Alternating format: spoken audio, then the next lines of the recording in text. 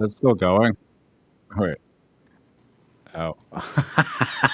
Hey guys, how's it going? Matt from Foul Ball Productions here. Thank you so much for joining me today. Hope that you're doing well because I'm doing phenomenally. Thank you very much. This is the 92nd episode of the MFer podcast. 92nd. Thank you very much for spending this big day with me. We're almost to 100. Gonna be at 100 pretty soon. 100 eps of this crazy show. Some of you have been here for every single one, and that means a lot. I am using a new streaming browser software today, so bear with me. I'm not sure if I know how to use it quite as well. I've been messing around with it kind of all day, but it still seems super foreign to me. I've been using StreamYard since I started doing this, years ago, and their prices just became obscene. They offered me a Black Friday deal, and with the Black Friday deal, it was still like something like $500 for the year just to use like their kind of features on their platform. So this one gave me a free trial, and I'm giving it a go.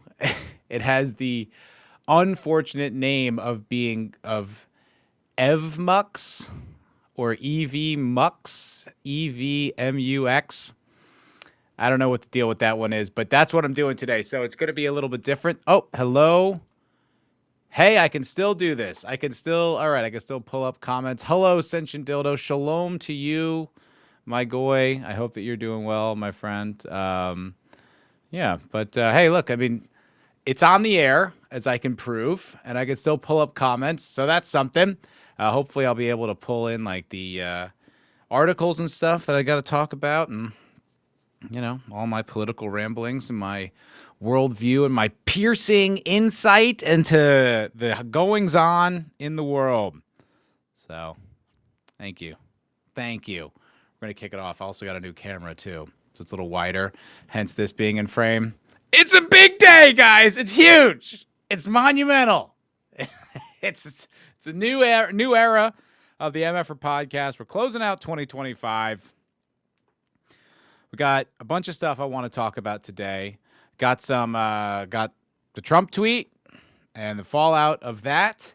Whatever it means necessarily. Got some. I got my little Israel corner segment. My Israel corner. What's going on with the Jews? The Jews in the news. Israel corner. I'm gonna need a little jingle. I got some fun clips from there. Roseanne's back at it again with some hot takes. Her last time it was the America will fall. America will fall if they don't support Israel. So we got a lot of fun stuff. Yes, exactly. I got tweets, Sentient Dildo. I got tweets. I got videos. I got articles. It's a multimedia extravaganza. That's what this show is. That's what the MFer podcast, moving forward from this day forward in the new era of the MFer podcast, it's a multimedia extravaganza. And I mean that with no hyperbole. Extravaganza. I'm decorated for Christmas. Not incredibly well, but look, I still did it, It's a Wonderful Life. My lights are green and red. I got stockings and wrapped up the pictures and, festivity. I do love Christmas. Christmas is my favorite time of year. It makes me happy. I got my Christmas tree just on the other side of this wall, all dressed up, all pretty. Yeah. And, I won't be here next Tuesday. There will be no show next Tuesday. FYI, I'll be traveling, but I should be able to make it up hopefully Wednesday, if not Thursday. But I will do a show. Scout's honor. Alrighty. So, speaking of the holiday season, speaking of, Christmas joy and the festive season and all that good stuff, I was looking for articles. I guess it was yesterday. I was just like browsing around, and I found a pretty funny one. It's a pretty good one. I'll give you just 1 second here. Pulling it up. If you'll just be so kind, lend me your patience. Okay, I got it. Now we're gonna try to share with the new. Hold on. Okay, Got the new. All right, cool. So in the spirit of the holiday season, sent you dildo, a pretty boy in main role, all aesthetics, no substance, a modern show through and through. Aw, that touches my heart. You know what I mean? That means a lot. Thank you, Sentient Dildo. I can't tell you how good that makes me feel. Thank you, Sentient Dildo. I think there's some substance. There's some. There's a reason to watch. I mean, look, if nothing else, my terminally online brain scouring multiple political podcasts and news outlets, right, saves you the trouble of doing it. And then I'll just bring you the highlights, like a handful of gems I'll present to you, And then this way you can be productive with your time, and I can just obsess over who said what on what political podcast. I feel like that's a fair exchange, and if you don't see the value in that, that's okay. That's fine with me, but I value it. Okay, so I noticed this. I think this was yesterday's New York Post, but it was pretty funny to me. See, we're already got some kinks in the. No, the other way around. There we go. Okay, it's fine. I don't even need to be on camera. It's a new. Wait, I don't know how this works. There's all these different. I don't know how to use this new thing yet. All right, whatever. I'll just it's burst out. Okay, so like I said, in the holiday spirit here, Portland, Oregon, fun place. I was in what's up, Lowspec? How you doing, brother? Good to see you. I was in the Northwest, Seattle Northwest, the other day, or a few months ago, and I saw this article, made me laugh. Oh, come on. Portland's woke tree lighting ceremony sparks outrage. They can't even say Christmas tree. All right, I don't like this setup. I don't know how to do it, but I need to figure it out better. All right, this is our guest today, the New York Post article. It's just me and the New York Post article. And whatever, this was okay. So Portland has sparked outrage after stripping its Christmas tree of its name, referring to it only as the tree during its lighting ceremony, which, pretty funny. Can't call it a Christmas tree. I do, I kind of like these bastions of of American culture, where they're holding out. They're just learn to OBS. Is that what you're saying, Low Spec? I tried. I was looking into that, man. It's not easy. It's not as intuitive, and I don't feel like I have as much flexibility as I do with these browser-based streaming platforms. So I'll look into it, but they're tedious. I don't know. I like this one. Well, I mean, I like this concept, not necessarily this one. This one's kind of going a little rough out the gate here. But no, but I like these little bastions of people. They're kind of like the Amish.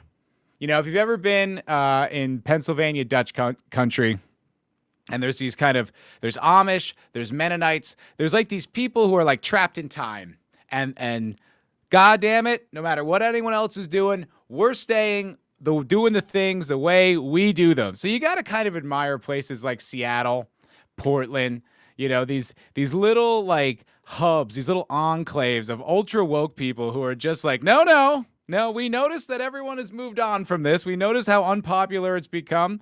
We've noticed the dramatic and near complete cultural shift that's been going on in the country.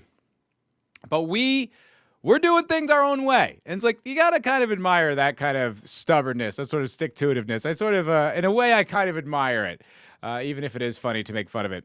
But as thousands gathered at Pioneer Courthouse Square for Oregon's 41st annual tree lighting on Friday night, leaders and speakers avoided mentioning Christmas at any point. They took the Christ out of Christmas! I hate when they do that. I hate when they take the Christ out of Christmas. It actually was kind of funny. There was it was a pretty good commercial. It was like done in the claymation style of like the Abominable Snowman.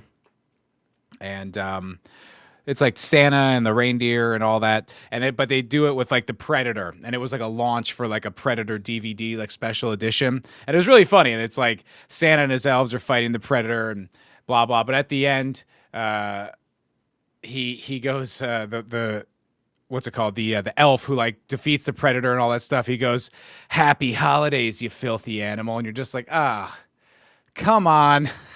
Like, it's so, like, the whole commercial was like this elf, killing predators and predators pulling people's spines out and this, like, all this savagery. But the one line they will not cross is like, well, we don't want to offend anyone by saying Merry Christmas. So let's say Happy Holidays. You're like, oh my God. Corporate drones. What's up, Papa Cot? How you doing, brother? Sentient Dildo. Speaking of bubbles of cultures past, have you seen the Abortion is a Superpower Kids book? No, that sounds horrifying. That sounds quite disturbing. But I can look into it after we cover this story. Low spec. Are you talking about the OBS? All right, I'll hit you up one time, man. If you can tell me how to hook it up, I'll try. But I'm a boomer. Okay, so they don't mention Christmas, including at the ceremony itself or in the event ads. The festival's occasion was kicked off with a woman. Already, we're in bad shape. Okay, we're already off to no good. A woman kicked off the festivities. Failure! From the Confederated Tribes of Warm Springs. These people are such tryhards. They're such They are desperate to, like, take down their own culture and destroy their own society and virtue signal to anyone who will listen and watch. It's so pathetic. It's so funny. There's only like one thing I wanted to cover in this article, but now that I'm reading it, I'm like, oh my God, these fucking people. I believe it's called Abortion is Everything. Oh, that's fucking horrifying. All right, I'll take a look. The festival was kicked off with a woman from the Confederated Tribes of Warm Springs thanking everyone in the crowd for coming out on Native American Heritage Day. Dude, how is that not cultural appropriation? How is it not cultural appropriation to take a Christmas event and take it away and turn it into Native American appreciation? How is that not cultural appropriation? Someone explain that to me. I don't know. She introduced two younger members of the tribe who referred to the celebration only as the tree lighting before handing the microphone to another featured speaker. Draped in a Palestinian flag, the woman used her stage time to lead the crowd in a Free Palestine chant. Come on.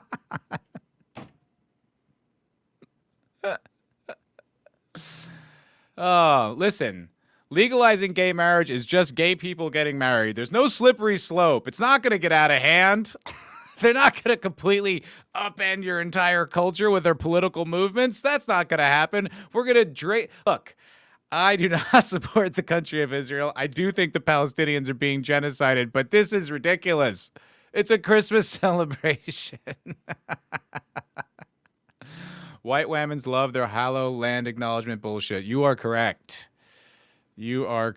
Concord Appreciation Day? That's funny. Yeah, exactly. Precisely. But it's just like, oh my God, a Free Palestine chant. These people, they're such tryhards.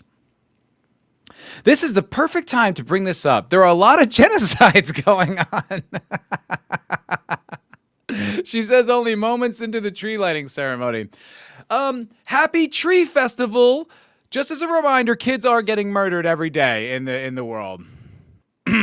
So enjoy. I hope everyone has fun at this festive event. Don't you dare say Christmas or you will be strung up to the tree as an ornament. And by the way, I want you to feel really guilty about a genocide you can't control.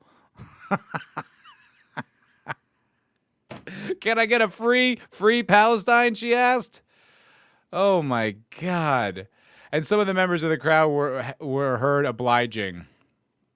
Oh no, this keeps going. See, I want to just stop there. What's up, Zax? How you doing, brother? Good to see you, man. Thank you for joining. We were just talking about the gayest and wokest Christmas celebration in Portland, Oregon, which I literally just wanted to get to the point where she's just like, Merry Christmas, there's genocide. It's just like, okay, thank you. Happy holidays to you and all that. But it just keeps going. It just keeps getting better. She then led the crowd in the Strong Woman song. Oh God, there's a Strong Woman song. Performing alongside two children and another woman, noting that if it felt appropriate since we're representing the matriarchs up here. Ugh, God, could you imagine knowing people like this? Like I know people who are liberal, and I know people who are like really ideologically captured, but as people, they're fine. As long as you avoid politics, as long as you don't really get into it, or, if you do, you don't antagonize them too dramatically. But people like this, dude, must be the most insufferable human beings to know. Just everything is about this politics. Everything is about the struggle and patriarchy and socialism and oppression and native peoples and BLM and LGBT and blah, blah, blah, blah, like all day, every day. Ugh. What a nightmare. What an absolute nightmare to know a person like this. Though the event seemed to lack the usual Christmas spirit, yeah, I'd say so. I would agree. I would agree that the Christmas spirit seemed to be missing from this particular event that most cities embrace during the holiday season. The city made sure to trot out a Santa Claus who posed with families and had to sing along with holiday carols, which included "Angels We Have Heard on High" and "Deck the Halls." Oh, well, at least they did some religious songs, so that's something. Though the event seemed to lack, nearly an hour into the ceremony, Mayor Keith Wilson addressed the crowd and brought out Santa Claus and the city's representatives before switching on the 10,000 bulbs on the 75-foot tall tree. I guess, yeah, that's the whole article. But that is pretty goddamn funny. Okay, Timmy, get on your galoshes. We're gonna go down the town square. They're gonna light up the Christmas tree and Santa's gonna be there. Come on, get on your mittens. It's a holiday tradition. We're gonna go out there and enjoy Christmas spirit. I mean the holiday spirit. We'll just enjoy the weather. It'll be fine.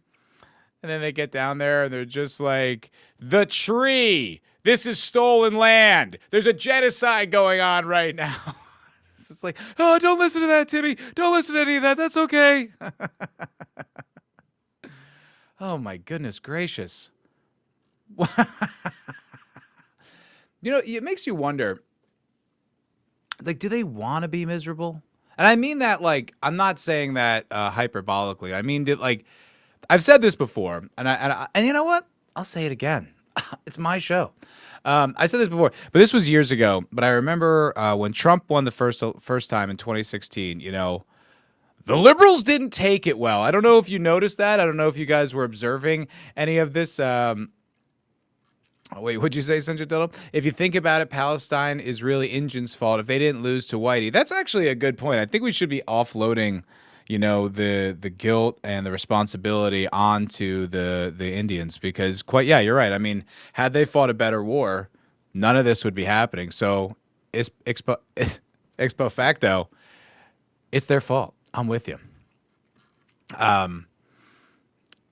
Timmy gonna grow a tiny mustache. Timmy's gonna grow tits and become a fucking empowered woman. And write a blog. Is that even a thing? No one writes blogs anymore. Dated reference.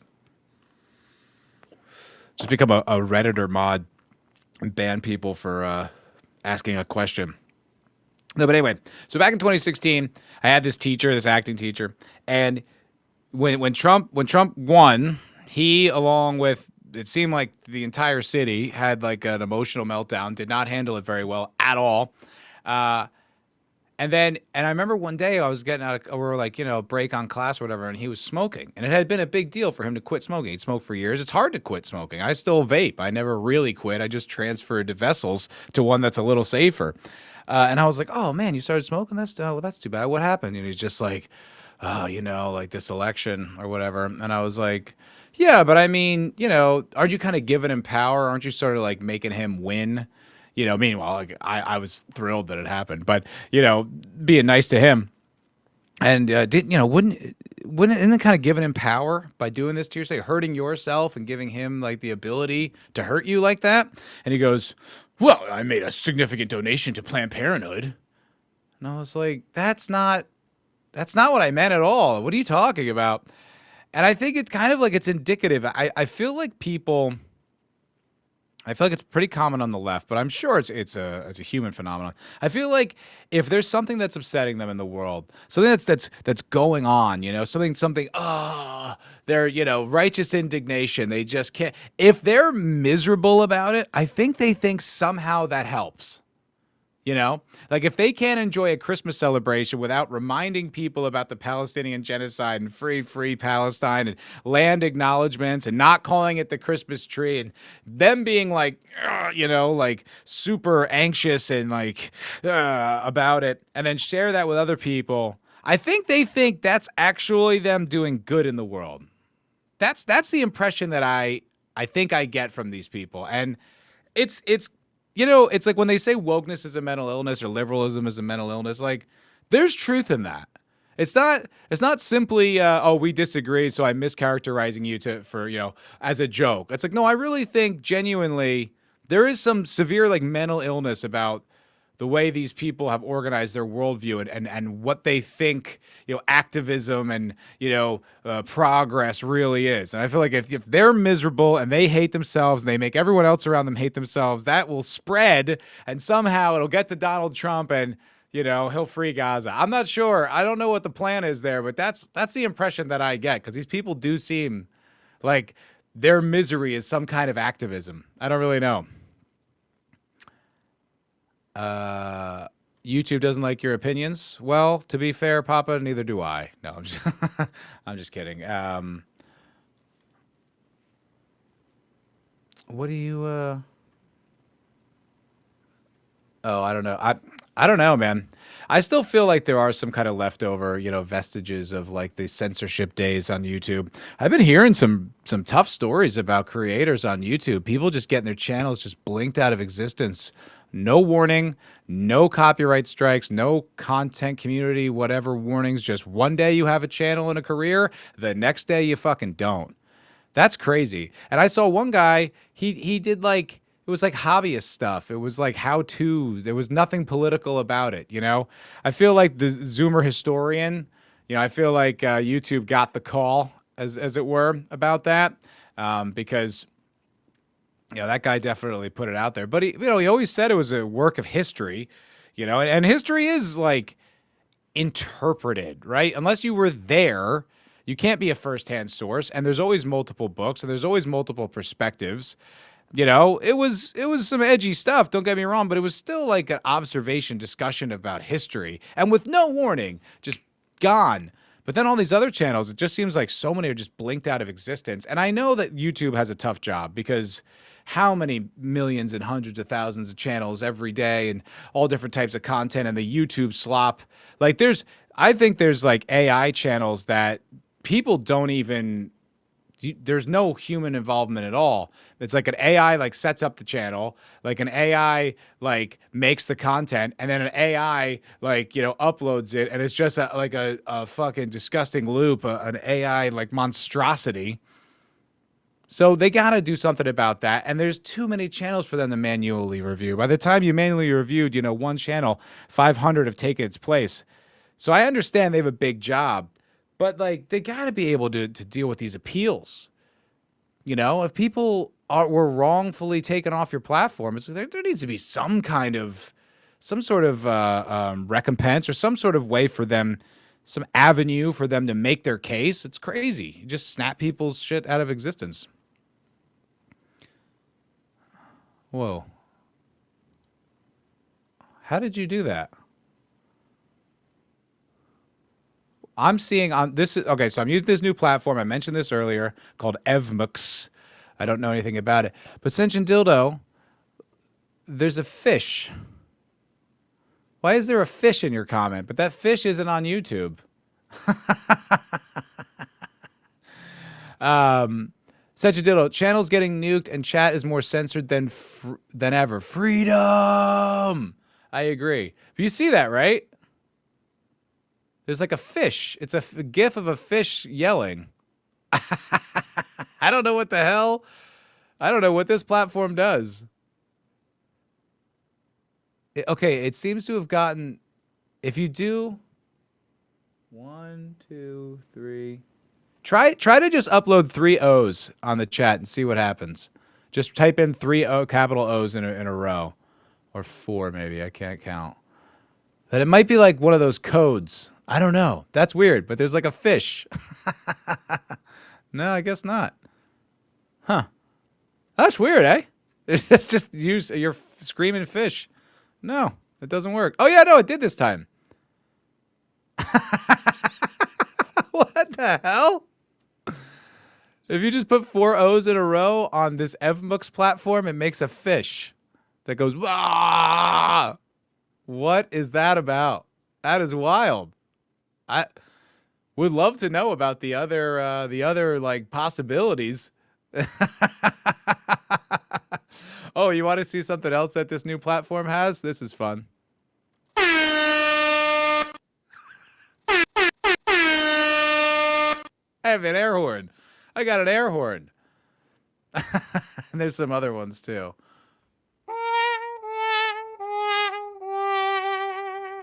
Got that. So that's fun. Sound effects are fun. And kind of easier to navigate than StreamYard. So what's the code for Funny Mustache Man for the Austrian painter? I don't know. I'm sure I don't know. We're gonna find out though. I think we're gonna try every single It's called EV Mux. If you guys want to like look it up, if you want to see like online, like if you can search Freedom Chat over here, cunt muffins. Oh, you're on Rumble. That's right, baby. Let's go. Freedom, the free platform. Love you over there, low spec. EV sucks. Well, I don't know. It's my first time trying it, so we're gonna see how it goes.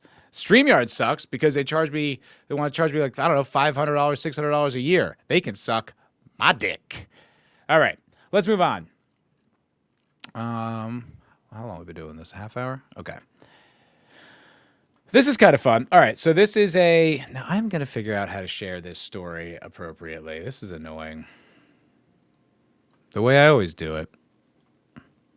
Share this story. This is fun. I think Papa Cotton's gonna like this one. StreamYard is less scummy than Streamlabs. I don't know, man. It's too much money. It's just too much money. What's up, Nerdporial? How you doing, brother? Good to see you. The free one works best. Yeah, well, I'll have to look into it. One of these has got to work the way I want it to work. One of these, okay, but can I switch it? There we go. That's the way. Okay, good. All right, cool. So this is a fun story. Papa Cot, I think you're gonna like this one. New Jersey cop Rebecca Sayer barred from law enforcement for attacking her ex-boyfriend and his new girlfriend in home invasion. You know how well you got to give it to a girl for her to commit a home invasion when she's a cop? Or how crazy you need to make that chick? You need to really put it down to get that reaction. That guy's a solid fuck, I imagine. So this girl, now this is kind of fun. So this is actually, this is sort of a story that's close to my heart.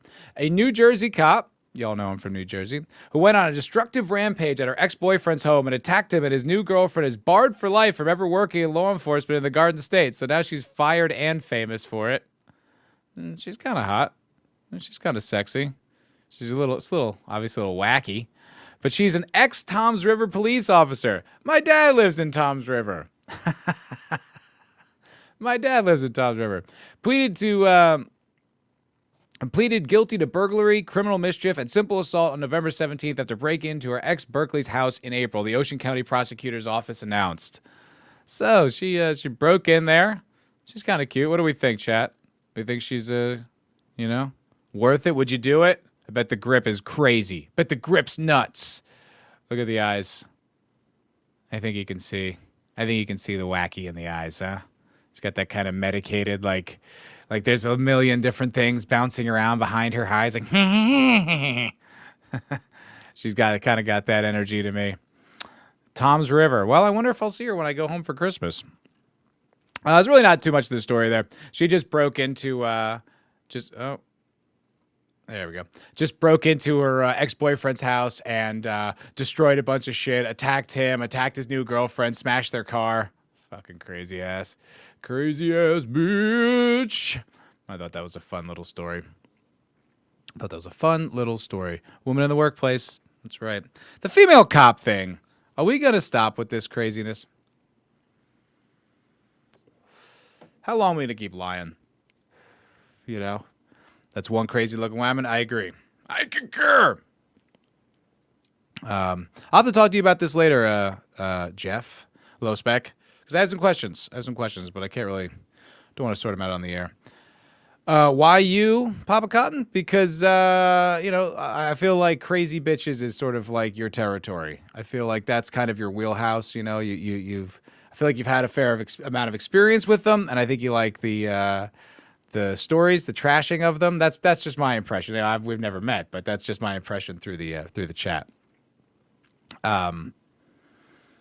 Shit, what was I gonna say? I lost my train of thought. It was gonna be good. It was gonna be so good, guys. What's up, Parrot Head? How you doing, brother? Good to see you. All right. Well, let's.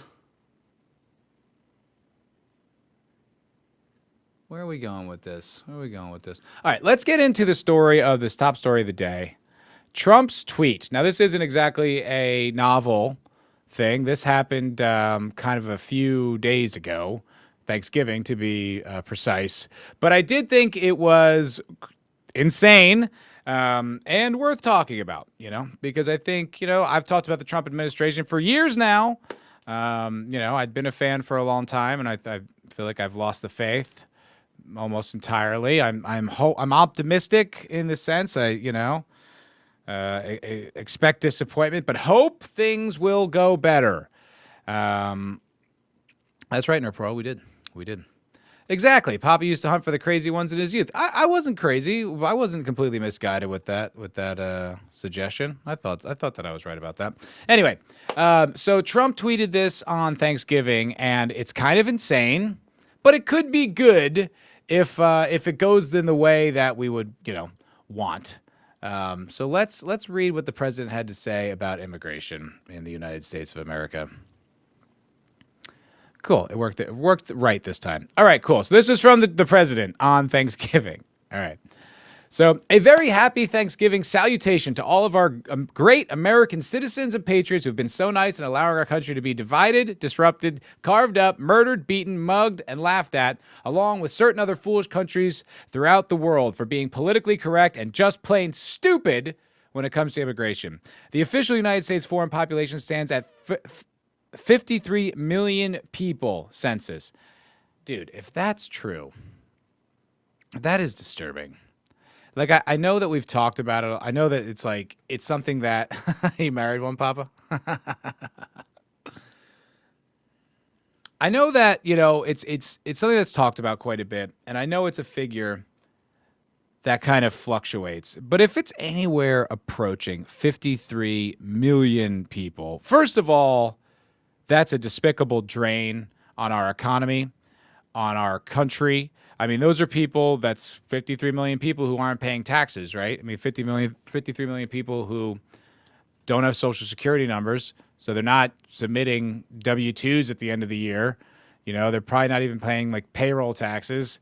And look, I'm not pro-tax, but they are using the infrastructure here, the roads, right? The hospitals, the functions of government, they're here under our protection and they're not contributing to it. And you think in 53 million people, how many gang members, how many cartel connections, how many Chinese spies, how many fucking Afghans that shoot National Guardsmen, and those they knew about him. He was a legal immigrant vetted by the CIA. So what's up? Who knows what these people have? 53 million is an insane thing. Ascension Diddle, he's posting a wall of text, clear sign of a lefty. I didn't like when he started doing it, and I guess he's still doing it. I was wondering if maybe with this particular instance, if it was something where the National Guardsman getting shot in D.C. got him particularly upset. If it was one of those things where he felt like he had to go off about this, because it had just happened. I don't know. I'd like to think that. I don't know if it's true. If you're still fighting left versus right, you haven't been paying attention. Yeah, I think that's true. You're right. You're correct about that. But the other thing is that you do have to remember, like, the left is still out there doing like absolutely banana shit. And I don't think a lot of them have learned their lesson, right? If you look at like the Portland thing, it's like if they get back in power, I think this all ends again. I think we go back and it gets even worse, This stream is banned. All the words are banned, they'll pass legislation forcing Elon to regulate X. I don't know. The borders come back open because there's no border wall. There's nothing that can't be undone by a new administration. I agree with you, but I don't think it's. I do think the left is still a problem. I really do, and I think it's something that you need to be aware of. Anyway, all right, let's go back to the president. The official United States foreign population stands at 53 million, most of which are on welfare from failed nations or from prisons, mental institutions, gangs, or drug cartels. Now, this is the Trump that I voted for. This is the Trump that I remember. They and their children are supported through massive payments from patriotic American citizens who, because of their beautiful hearts, do not want to openly complain or cause trouble in any way, shape, or form. They put up with it. They put up with what has happened to our country, but it's eating them alive to do so. A migrant earning $30,000 with a green card will get roughly $50,000 in a year from benefits for their family. Now, look. These are the types of things that I feel like reasonable conservatives, reasonable Trump voters, reasonable people in the country, these are their concerns. These are genuinely the reasons that they voted for Trump. It's not because they hate Mexicans. It's not even because of the lack of cultural assimilation. That's more of a personal thing. I don't think that's like a broad cultural thing, but I think it's like, this is real. This is real. You're going to get benefits that everyone else pays for. And Sentient Dildo astutely mentions fight immigration with 50-year mortgages. Right. The thing is, right, we have these concerns, and he's echoing them. But he's not doing anything about it, I don't feel like our deportations are even really significant. We get a lot of videos online of clashes with the police and people running and raids and stuff like that, but we're still at a few 100,000 a year. I mean, if you keep up with this pace, you won't even have deported all the illegals that just came in through the Biden era, let alone the vast numbers that are in this country. As he points out, $53 million, or 53 million people. So what are we doing? What are we doing? Papa Cotton, the left is being fed its talking points by the same place the right gets theirs. We're looking at a Palpatine situation. Yeah, I mean, there seems to be some kind of, it's like I saw like a meme today, and it was like, wake up, something happens, Republicans do nothing, wake up, something happens, It's just like, they get in on the strength of everyone's concerns, everyone's frustrations, and then it just doesn't change. They don't do anything. They do a few things. They make some gestures, they did close the border, but then like you get the H-1Bs and like, we're still net positive so many immigrants, dude. Like, what is going on? How, like, so when you read this, you're like, oh, this is the guy I voted for. He's gonna do the things that I want him to do. But then he never does it. And then he doesn't do it.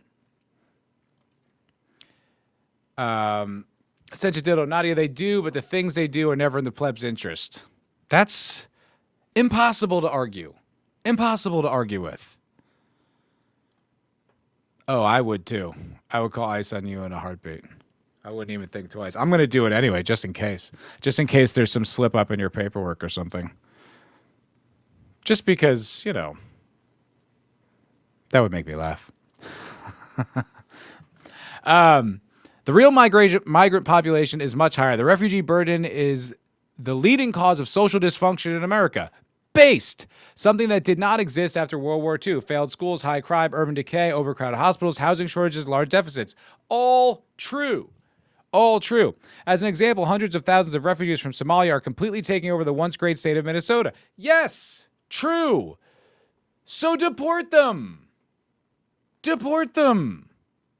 And you have so much leverage on Tim Walz now because it's clear his administration was complicit in all these welfare scams with all the, autistic children that the Somalis seem to have. There might be another explanation for their lack of cognitive ability. But they, it's like you have this and it's like, okay, so get rid of them now. You're going to deport them, right? That's the next step that's going to happen. Yep, 600,000 Chinese imported to save universities is totally fine. Yeah. Hey, it's illegal migration. Illegal migration. Yeah. Nope. No, it's all of it. It's all of it. It's the Afghans that they brought in like carte blanche. It's the H-1Bs. It's all these Somalis. It's the refugees. And it's the border. It's all of it. It's all of it. It's the completely huskification of the United States of America, using its institutions that were set up, that functioned well enough, abusing them, importing a competing population that will outvote the native population. And then we elect this guy, and it's just like, he's like, I got you. I understand. I see it. We're going to build the wall. Mexico's going to pay for it. I know that's more 2016, but that was, and it's like, no, why are you so keen on bringing in immigrants when you say stuff like this? And that's the thing that's frustrating. That's the thing that's so frustrating because it's like now, it's like you ever have like a friend or like you work with someone or even like a girl you've dated, and it's like you confide in them and you trust them and they make you feel good. They make you feel kind of relaxed. And then like one day you just look at them and it just clicks and you're like, you're lying to me. You're just saying what I want to hear. You're not sincere. That, I think, that's kind of where I'm at right now with Trump. Where it's like, oh, that I believe this. That I want this to happen. You're not going to do it, but you're going to tell me, you're going to empathize with my concerns, And the thing is, like, I'll admit it. Been a plan truster, as embarrassing as that is, but I'm patient because I understand that things don't happen like this. And I can even accept hey, listen, it takes time. These things are hard to accomplish. It's not something you can just do overnight. I am completely respectful of that and understanding of that. But it can't be coupled with it's like, well, the second you wanted to have a fucking war in Venezuela, boy, you got to that one. You hopped to that one pretty fast. You're closing down the airspace. You've got carrier strike groups down there. We're moving our military facilities. Now, I know the military is different than the United States, the sovereign citizens and the citizens of the country. But why don't we focus on what the hell? Why don't we? No, this is not a Leslie confession. No, Leslie is extraordinarily honest and forthcoming, to her detriment at times. But no, she is. It's not about Leslie. It's just about people that you know. Like, I don't know, people that it's just like you realize that they're lying to you. They tell you what you want to hear. You're being manipulated. And that's a very disturbing realization because it's like, I guess I'm a trusting person, or I take people as they come. I take people at their word. I don't assume that they're lying and manipulating me because that's like sociopathic. I don't really look at people like that. But it's like, once you confide in someone and then you realize that they've been manipulating you, that's a disturbing, very disturbing thing. And I'm starting to see that way about Trump. It's like every time they talked about he's like a scam artist and he's a charlatan, he's a liar, he's like all this. It's like it was always coming from people like I was talking about this with my mom, and I think I said this a few weeks ago. But the thing is, like, I want him to be the fascist you think he is. That's the difference. I like the things that he said that he was for. My problem is that he's not doing it. It's not that now I've changed my values on closing the border and the Great Replacement and, crime and small government. I haven't changed on that. The thing is, the guy we elected isn't doing it. So, yes, maybe he's a fraud. That's fair. But the policies, the things we wanted are still very much real and very much desired from us. So, You might be right that he's a liar, but first of all, you were going to elect Kamala Harris, and that woman could be the dumbest, most batshit fucking presidential candidate I've ever seen. So I don't want to even hear from you, first of all. Secondly, it's like you would make it so much worse. So much worse. So stop. Don't even, you're not part of the conversation. I feel like liberals are just not even in the conversation. You're just like, hush. Hush now. What you think is crazy. We're going to all move on from you. We're going to kind of get this whole nationalism thing back. We're going to start getting like pride in our identity and our country. We're going to kind of start abandoning kind of general liberalism, you know, and then kind of reorganizing what we want the country to look like. You're not included in that, okay? So you just hush over there. Be quiet. Shut the fuck up, such a dildo. Shut up, you bastard. Okay. Now, this is where it gets kind of funny.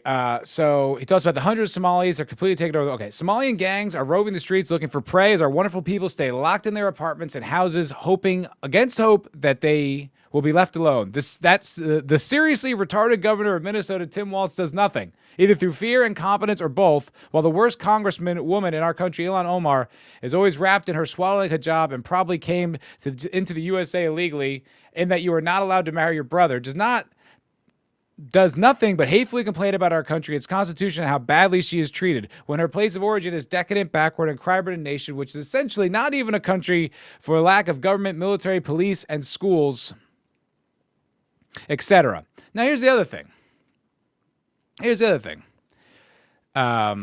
Right, exactly, Papa Cotton, 100%. Like, here's the other thing. It's just like, it's this type of stuff that, I heard Shoe on Head make that joke. It was the first white male DEI hire, and I was like, that is fucking great. Great observation. Hilarious joke.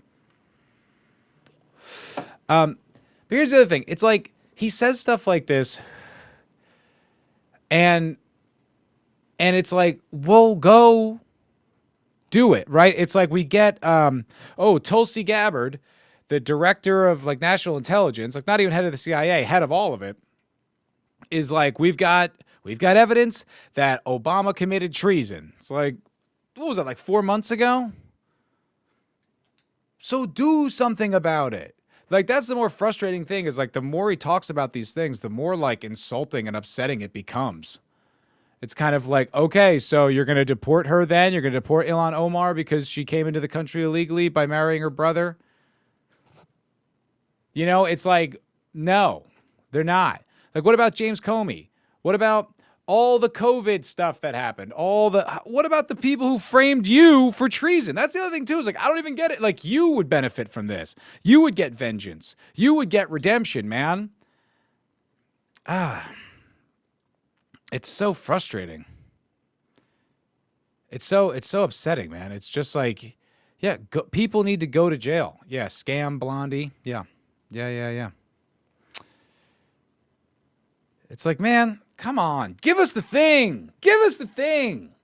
I want to be sick of winning. We're losing. Okay. So, there's just a little bit more here.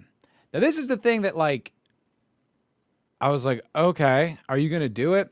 Even as we've progressed technologically, immigration policy has eroded those gains and living conditions for many. I will permanently pause migration from all third world countries to allow the U.S. system to fully recover.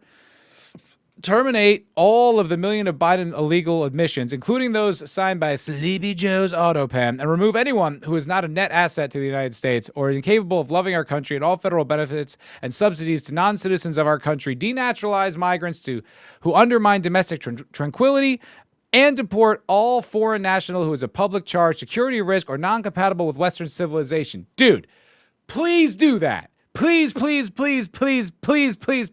up to that. Please.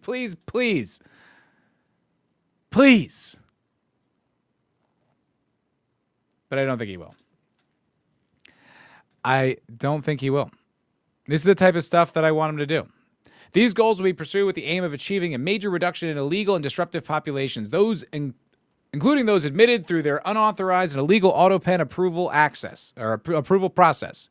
Only reverse migration, preach it from the mountain, can fully cure the situation. Other than that, happy Thanksgiving to all, except those who hate, steal, murder, and destroy everything that America stands for. You won't be here for long. Show of hands, who thinks that's actually gonna happen?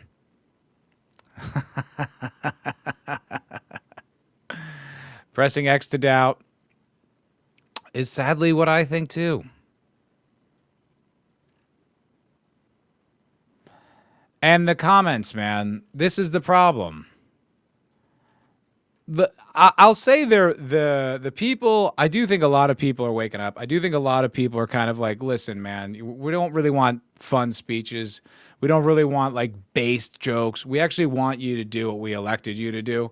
Yeah, we like your cult of personality.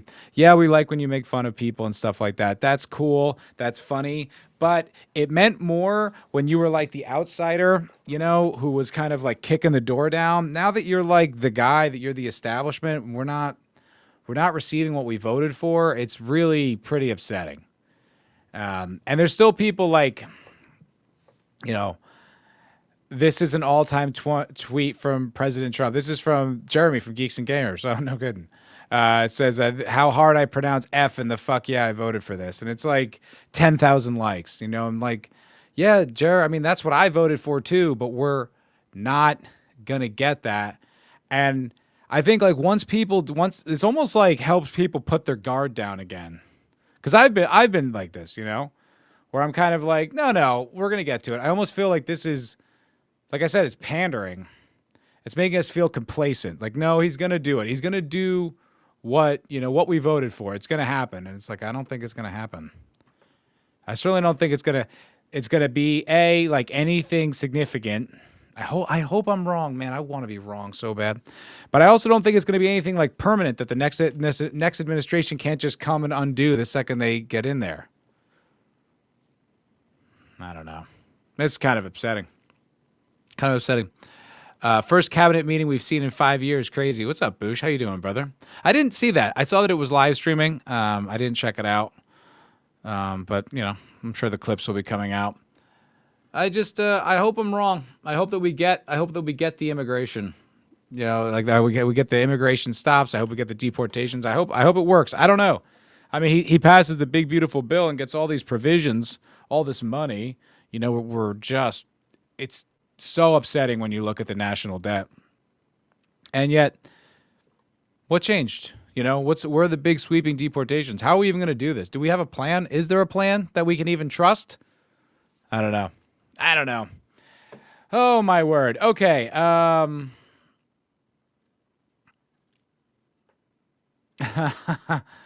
really going after the administration today, but it is what it is. You know, these are the realities. We can, you know, we'll lighten the mood a little bit. This is a fun little video we've got. This is coming out of Poland. This is a Polish MP, which I learned means member of parliament. This is fun. This is a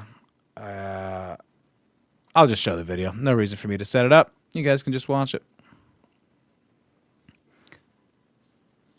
Boosh. He's already deported 2 million and rounded up a lot more criminals. I have not heard that number. What I've heard, the most optimistic numbers I've heard, was north of 400,000 deportations and then 2 million self-deportations. Which I don't even know how you assess something like self-deportations because you didn't process them. So that could just be wishful thinking. Or it could be true. But how many more self-deportations are we going to get? You know, it's going to have to be from this government. I would love for that to be true. I don't think that's true, Boosh. And I would love to trust the plan. I really would. It's just like the way like Dave Smith said to, I think it was to Tucker, and he's like, I'd love to just be a cranky right-winger, but I just know how bad our country's been on foreign policy. I would love that. I really would. I would love to just be like, yeah, it's the libs' fault. You know, these stupid blue hairs. And just, you know, vote for the GOP. But it's just not real life. It's not realistic, you know. And I think it's worse when I give loyalty to someone based on these things, and then they not only do they not deliver, but it makes me look like an asshole for believing them. And I don't like that.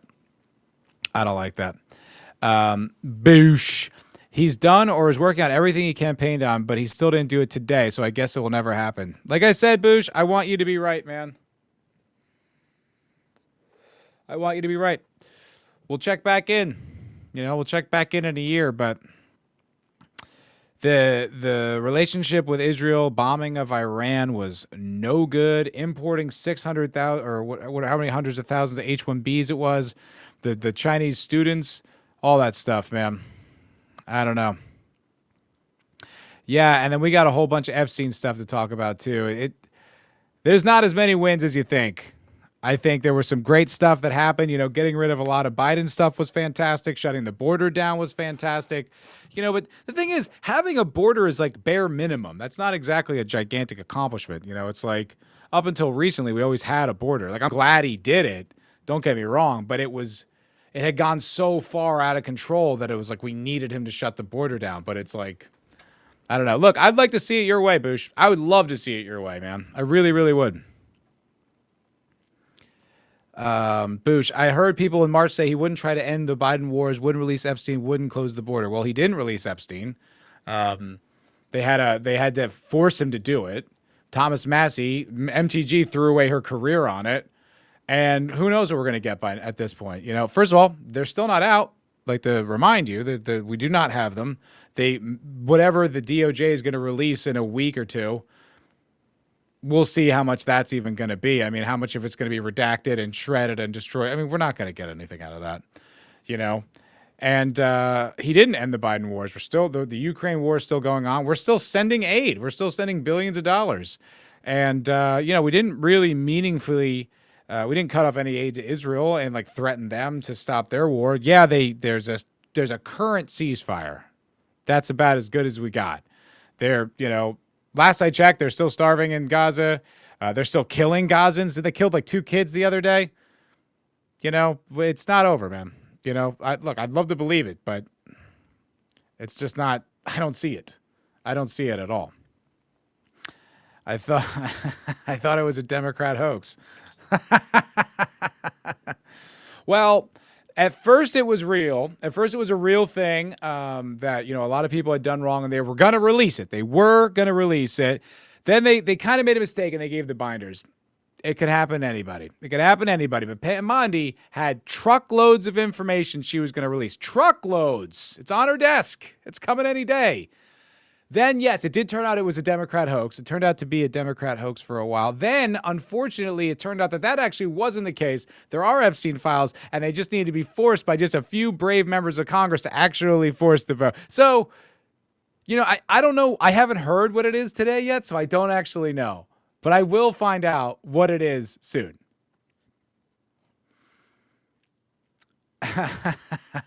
Okay, so this is just this is fun for everybody, guys. This is a fun. I think we could all agree that this is fun. This is, like I said, out of Poland. This is a Polish member of parliament. Miło. No właśnie, Andrzej byłby zadowolony. Ale zapłacili za to podatek. Proszę pana znaleźć.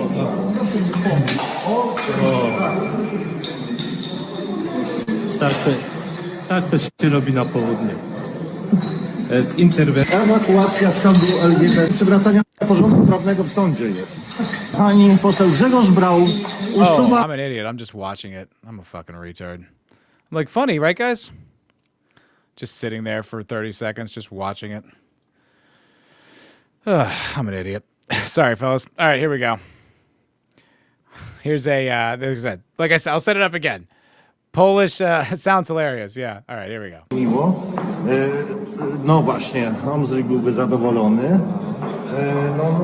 Ale zapłacili za to podatek. Proszę pana znaleźć.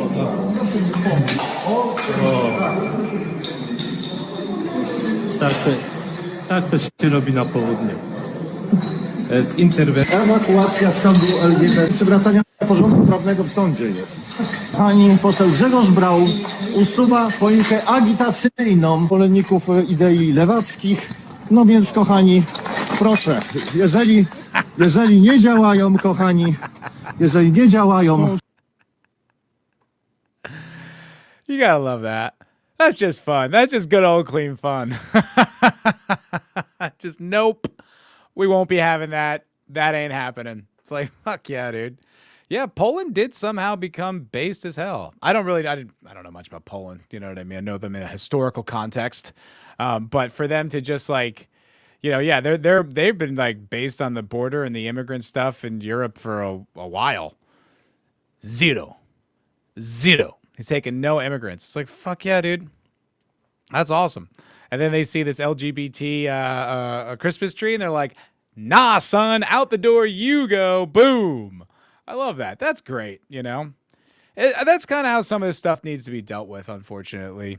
It turns out that in like the 90s and stuff, the kind of cranky conservatives, the cranky Republicans actually happen to be correct about a lot of their instincts, about the moral decline, about the the slippery slope argument, about a lot of this stuff. They were right. They sounded crazy at the time, and unfortunately, without the democratization of media, there really weren't a lot of. Now there's a lot of great voices. Now there's a lot of smart people, a lot of articulate people who can say these things and not sound like a maniac. And not to mention the news forever was kind of like soundbitey.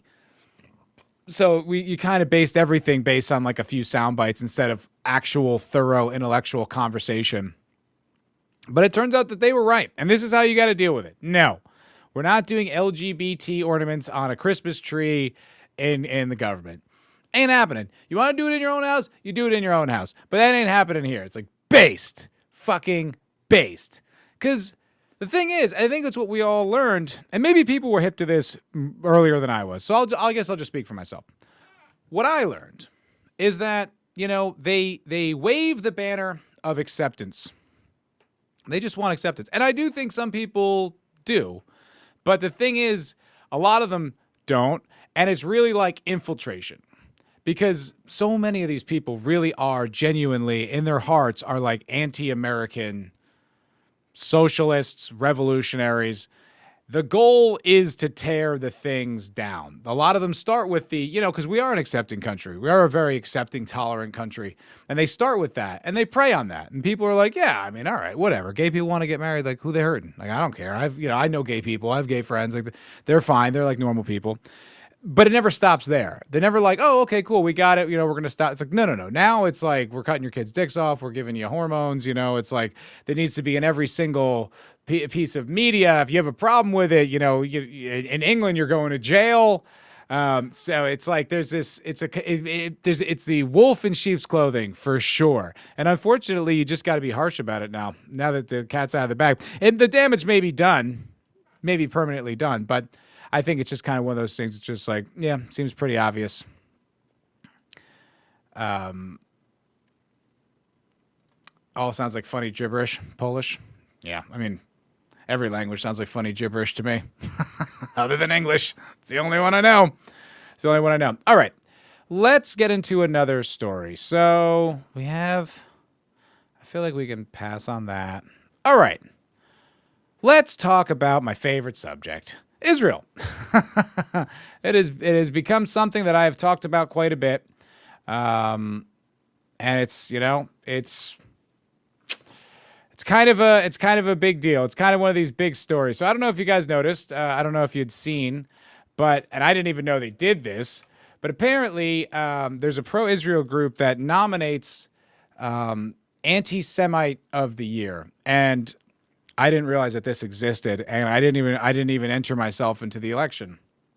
If I had known, guys, I wouldn't let you down. I would have really given it a shot. I would have really ran for it this year, but I didn't know.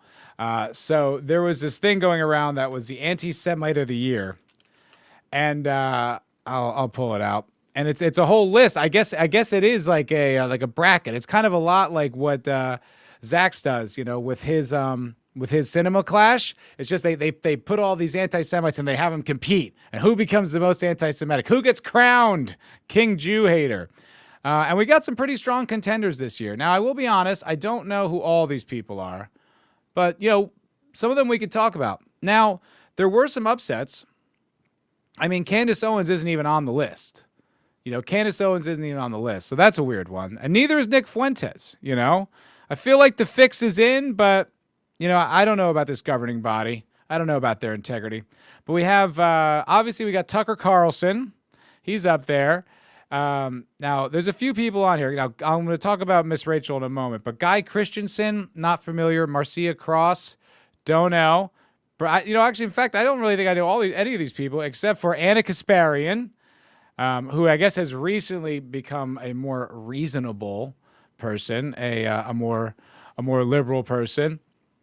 Or sorry, a more like right wing, kind of normal, just like middle of the road, not crazy liberal. And Cenk, I saw something Cenk posted today, and I was like, man, when Cenk Unger's making sense, we're in trouble. And now this was a surprise. Cynthia Nixon, that's a real out of left field dark horse candidate. I didn't even know. It's like the actress. What is she doing? Does anyone know what's going on? Yeah, where's Ilhan Omar? I mean, I feel like the fix is in here, guys. I feel like the fix is in. Who are the runner-ups? I need a list of people to follow. Yeah, well, I mean, yeah, right. Dan Bilzerian, Jake Shields, they didn't make the list. This whole thing is rigged. This whole thing is rigged. But Miss Rachel, I think, is probably the most interesting one of this nominations. Now, I don't have little kids, but my sister does have little kids. And Miss Rachel, I guess, is just like a child's YouTuber and just does like adorable, like sweet content. And they threw on here as the anti-Semite of the year. And do you guys want to know what her crime was? I think she tweeted that not wanting kids to die is not anti-Semitic. And I think she had like a girl from Palestine who had like limbs blown off on her show. And that was too far. The anti-Semite of the year. Being nice to children who suffered in a war zone and then suggesting that maybe, just maybe, kids shouldn't be murdered. Anti-Semitic. Now, Boosh, I think a few weeks ago you mentioned something about my fascination with the Israel and perhaps the Jewish people, the chosen people. Well, there's a lot to be fascinated by. There's a lot to talk about, and I apologize, but I got to talk about it. Shalom to you, shalom to all. What are you saying here? They're nihilistic, spiteful mutants. The ideology they wear is just a mask. Oh, is this about the inclusive people, not the chosen people? No. It's about the inclusive people. Now, some would argue that there happens to be a pretty significant overlap on the chosen people and the people who push and force inclusion. Yeah, I haven't done all that research, so I don't really know. But I've heard it argued. I've heard it mentioned before, But I'm not gonna go there. You may have said Islam is worse. Well, Islam is certainly worse in like direct contact, right? I mean, if you see what's going on with Europe, oh boy, yeah. I'd say boots on the ground, it's worse. But when you start getting into like pulling the levers of power and getting people into wars and a whole lot of other stuff, it's a tough argument. You've done the research, Senshin Dildo?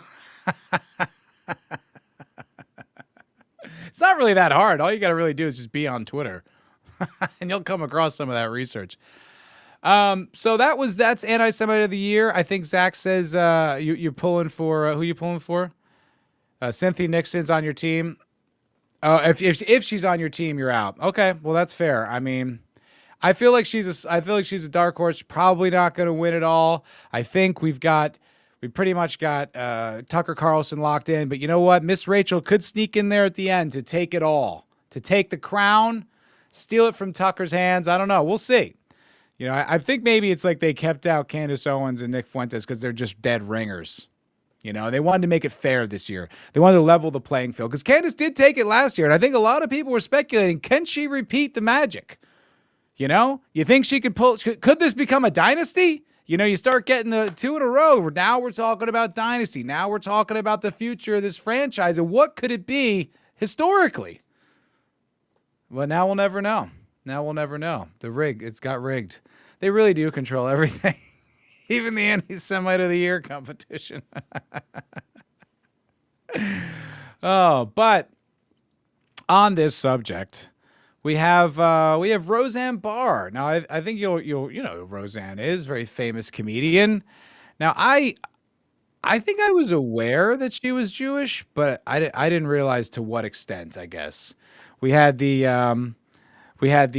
comment. We had the video a few weeks back where she said that if the United States of America had detracted from Israel, if they withdrew their support, that not only would they go to India, I believe they said India or China, but also America would fall.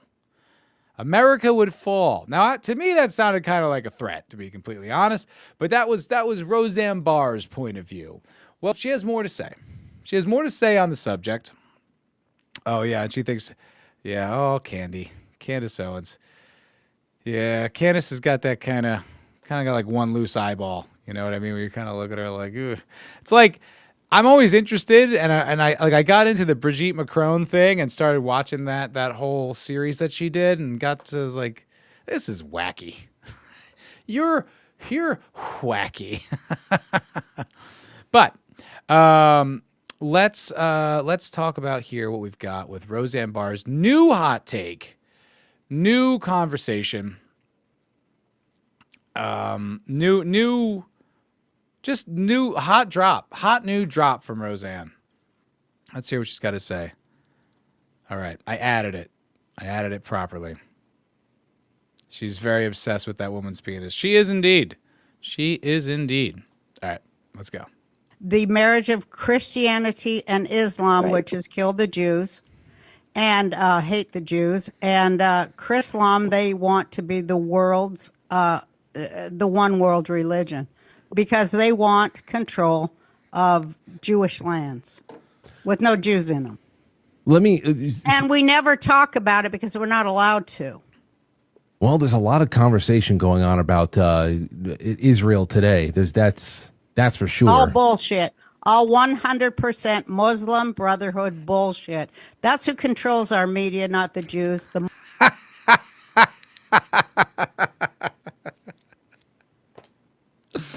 I was going to pause and I was going to let the whole thing play out and not pause it. But hearing that is just so hilarious. The Muslim Brotherhood runs the media. Now, that's a new conspiracy theory I haven't heard. I've heard the other suggestion, the one that you can kind of prove, but I have not heard that the Muslim Brotherhood runs the media. So are the Ellisons in on it then? Because didn't they just buy like CBS and install Barry Weiss? Are they part of it? Is all the studio executives and movie producers, are they all fighting for the Muslim Brotherhood? Huh. I didn't know that. I did not know that. Even this is a bridge too far for even Bush. Christians don't want to live in Israel. Yeah. No, it seems like a dusty shithole. Why would I want to live in Israel?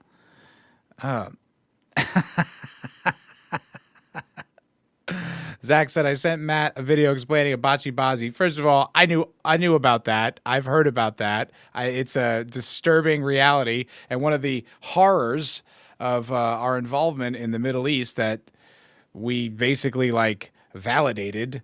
But I'm sliding into Islam's DMs. Now, I don't feel that your characterization of my actions here is very accurate. I don't think what I'm doing here is actually, I don't think I'm on the side of Roseanne's arguments. I don't think that I'm a Chrislam.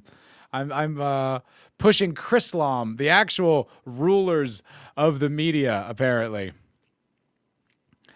So this is, let me just, is this what you're talking about? That maybe they're working together in Israel? Well, now, historically, actually, that's fairly true. There was and the Jews too, like the Sephardic Jews, the Muslim population, and the Christians who were all in Palestine when the original Israeli settlers showed up, they actually did have a bit of they were united. They were united on that front because these are invaders. These people had been neighbors for a long time. There had been tensions and such, but not to this degree. So they actually kind of were united against the invading, Israelis, the new population, the settlers, and then the British had the great idea. It says like, I have an idea. How about fundamentalist Islam? That'll break this coalition up, and then it worked. Chrislam is the funniest shit I've heard in a long time. I heard what's his name say that. Tech Nine, the rapper Tech Nine once said he'd been studying Chrislam, like he was just kidding because he had like a Christian and Islamic background. But yeah, no, that's some pretty good cope. That's some pretty good cope. I kind of wanna go back and play it again real quick because I think there's something she said that was pretty interesting. Pretty interesting. The marriage of Christianity and Islam, which has killed the Jews and hate the Jews. So that right there, what she says, in Roseanne's mind, it seems that all of the Muslim world, the point of their religion, and then all of the Christian world, the point of their religion, they're both to kill Jews. That is the point of Christianity, apparently, according to Roseanne Barr. And I don't think that I'm misreading it. She did just say that, right? Did I hear her correctly? And Islam, which has killed the Jews. It's a marriage of which is kill the Jews. Kill the Jews. Okay, I mean, so far our complaints have been you're committing a genocide against a captive people that are mostly children. And we object to that. Additionally, we object to the leverage that this government and this movement has over our government. We don't like that, and we'd like it to stop. We would not like to be party to the Greater Israel Project or the genocide of all the children. Now, Roseanne hears that, and she's like, they want to kill Jews. Like, wow. That's...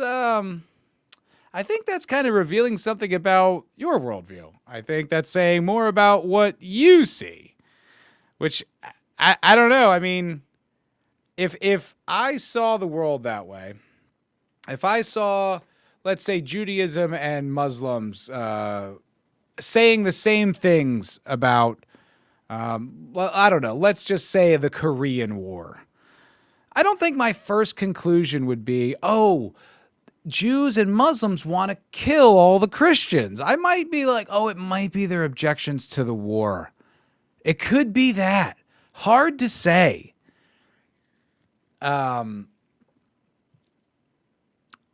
Wait, hold on. Who is Chris Lamb? I try not to listen when Matt talks. Boosh, that's rude. That's rude.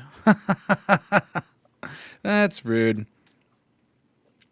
The Jews are waiting for the Messiah whilst Christians are waiting for the Antichrist, but it's just a coincidence. Theological war, apparently. Let's look at the prominent people in the media. No. Listen, Boosh, I don't think... Did you watch the video? It's not the Jews that control the media. It's the Muslim Brotherhood. All right? Let's just take it easy. Let's just take it easy on that whole thing. I don't even know where you're getting... that's crazy. That's a crazy conspiracy theory. Obviously, you want to kill them all because if you say that, that means you want them all dead. That's what I just learned from Roseanne with all her hot takes. Now, I know that Roseanne's a little bit of a nut job, but holy hell, her hot takes are hot. They are hot. And then, just so that people are aware, and we're not going to touch on this long because it's kind of a bummer, and I try to have fun on this show. I try not to talk about things that are too heavy or too dark, but just so that we're clear, just so that it is crystal clear, this isn't anti-Semitism or some kind of a dark conspiracy theory or some irrational reason why we have a problem with Israel or I have a problem with Israel, and I like to talk about it, is because this was something that was... revealed today. The UN Committee Against Torture, Israel now has a de facto state policy of organized and widespread torture and ill treatment that has gravely intensified since October 7th. The UN Committee is made up of 10 independent UN experts periodically monitored. Now listen, the UN's gay as hell. I don't really like the UN. But these are their findings. Their latest findings of Israel's conduct include repeated severe beatings, dog attacks, electrocution, waterboarding, prolonged stress positions, sexual violence, humiliation such as being forced to act like an animal or being urinated on, denial of medical care, excessive restraints causing amputations, surgery without anesthetic. That's fucking Unit 731 shit. That's Nazi shit. Exposure to extreme heat or cold, deprivation of food, water, hygiene, clothing, etc., etc. You get the point. The point is, this is a fucking dark, dark regime, okay? And it's a country that is doing awful things in the world and to the Palestinians simply because their existence is inconvenient to where they want to live, all right? So I'd like to just clear that up, just kind of get that out. So this isn't just like, that's racism, why is it always about the Jews? It's like, well, sorry, it happens to be about them quite a bit. And this is a big deal, and we're paying for it. And I don't like it. And most likely they're blackmailing our politicians to support it. So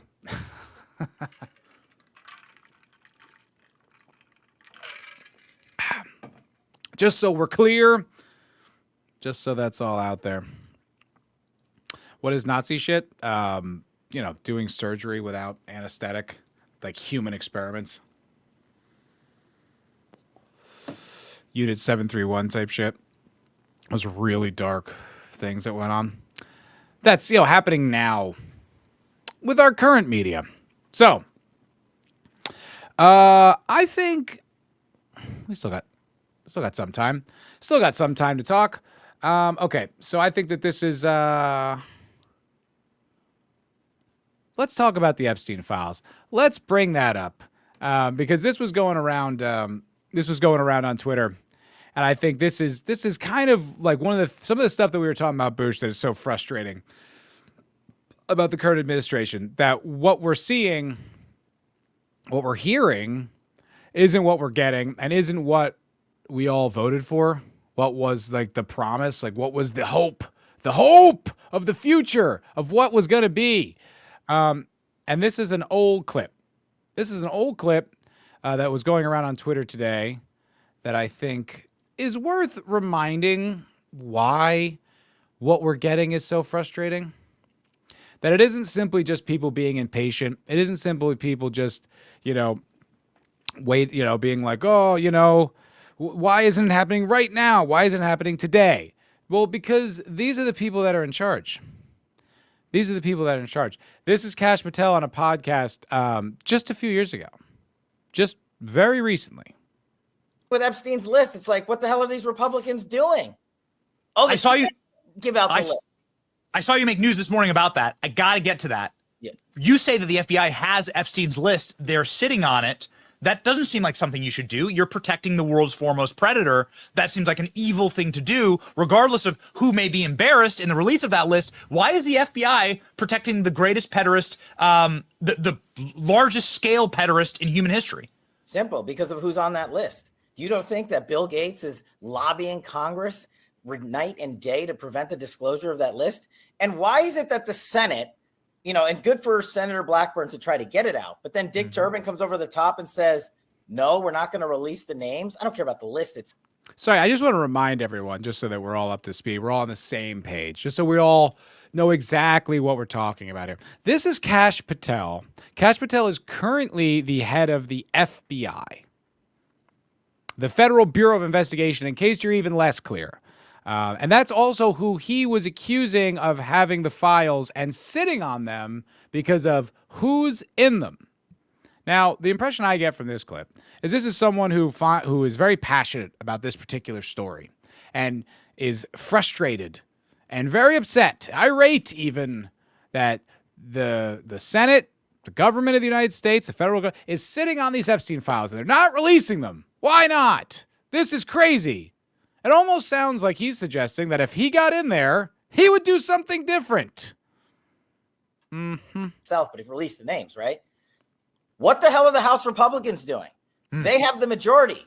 You can't get the list? You're going to accept Dick Durbin's word, or whoever that guy is, as to who is on that list and who isn't, and that Current head of the FBI. Current head of the FBI. can and can't be released? Put on your big boy pants and let us know who the pedophiles are. We have an election coming up, and we need to adjudicate this matter at the polls. God knows the FBI and DOJ aren't going to do anything.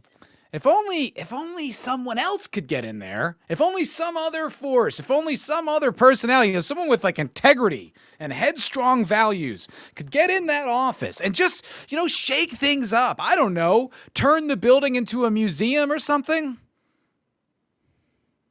If only we had that. You know what? But that's tough. That's the problem with the halls of power. That's the problem with these levers of access. They're just so hard to get someone who cares about these particular issues, to get them in control. Oh, well. But how are you going to reward the FBI with a new headquarters building after their illegal surveillance on Donald Trump continues with a reauthorization of FISA, and we can't even get basic documents out? This is why America... It's just unforgivable, right? It's just one of those things you just can't... It's so upsetting, It's just one of those things. It's so hard to look past.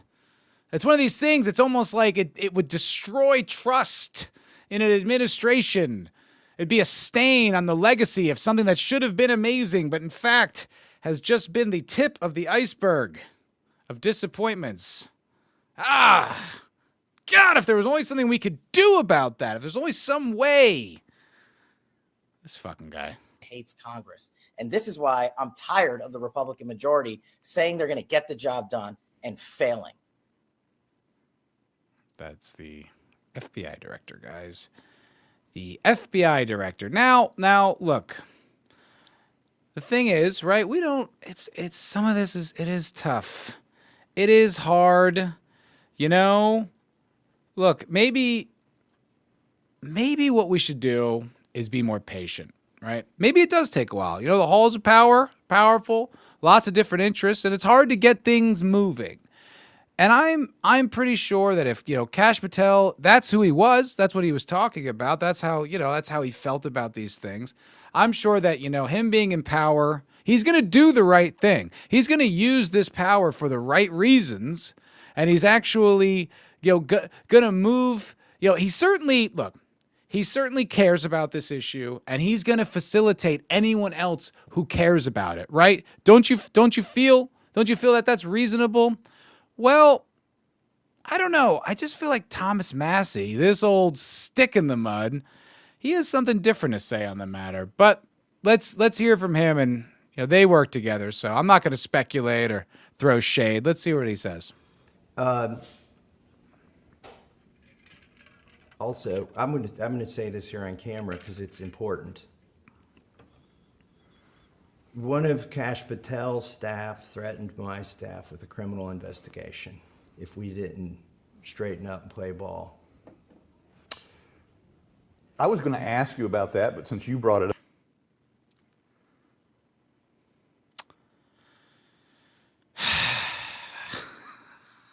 When I get in there, I'm going to turn that building into a museum. Day one, we're getting the Epstein files out. Oh, well, actually, no, we're not doing any of that. And I'm going to use my newfound power to threaten you for looking into the thing that I have personally made a crusade on to put that out into the world. I'm going to threaten you with the full power of an FBI investigation, Congressman Massie. Because why exactly? Oh, because you're doing the thing that I've been clamoring about for years on the internet. How dare you? How dare you? And I didn't I'm bring bringing it up. Okay, you brought it up. And so, like a criminal investigation having nothing to do, he said it was going to be a fraud. We're going to investigate one of your staff for fraud. Right. And he told another one of my staff this. If you guys don't straighten up, if you want to play hardball, if this is how you want to play it or something like that, this member of your staff is going to get criminally investigated for fraud. A very specific threat. So, Boosh, to answer your question, that's why I'm having trouble trusting the plan. That's why I'm having trouble believing in this administration. I don't want, why does he keep doing that? I don't want to be negative about it. I want it to work. I wanted to believe all the things we believed. Unfortunately, man. This is the reality. This is the reality. Very scary. Very, very disappointing, you know? He goes on these podcasts. He rallies how he's going to do it. Why aren't they doing it? He gets in there, and instead of him doing it, he threatens congresspeople with an investigation, a criminal investigation, because he's going so hard on this. Play ball with the administration. It's like, how about fucking no? How about you do what's right and you release these goddamn files? Who is Chris Lamb? He's great. He's a great podcaster, Chris Lamb. I love him. Fantastic guy. And then this comes out. Also this. This is related to what we were just talking about. And it's a bummer, man. It's a bummer. Really really makes me sad. Really just brings down my day, but gotta talk about it. Here we go. Trump's FBI spent nearly $1 million redacting the Epstein files. So even when they do come out, they're going to be redacted. So, that's that. That is unfortunately that. Really is it's a bummer. It's a bummer. So, in conclusion of the whole segment, oh my God, I don't know if I like this new service. I don't think I like it. It keeps messing with me.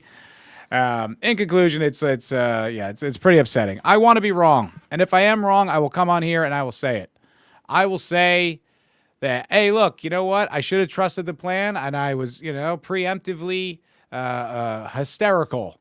And I was freaking out, and I didn't, and that was my bad. I'll say that. I have no problem saying that.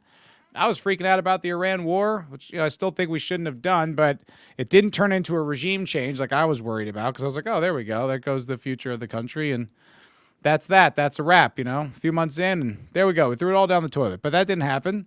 So good. Great. Fantastic. All right. So here's one more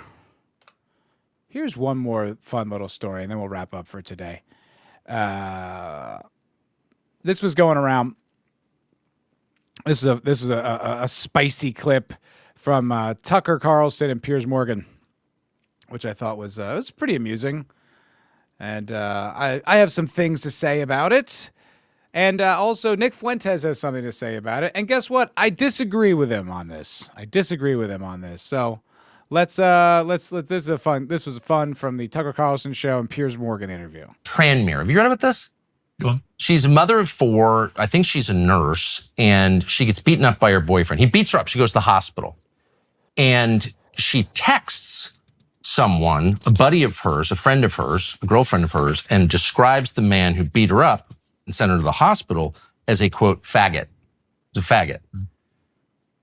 And she's arrested and convicted of a hate crime. The guy who beat her up. By the way, that's a crazy story. Did you all hear about that?